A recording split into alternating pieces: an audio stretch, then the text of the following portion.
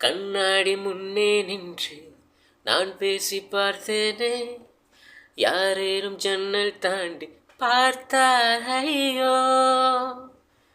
உள்பக்கம் தாழ்பால் போட்டும் அறையினுள் நீ வந்தாய், கை நீட்டி தொட்டு பார்த்தேன் காற்றே ஐயோ. என் வீட்டில் நீயும் வந்து சேரும் காலம் எக்காலம், பூமாலை செய்தேன் வாடுதே. எண்ணத்தை தேடும் போர்வையாவும் சேலையாகாதோ, வாராதோ அந்நாளும் இன்றே.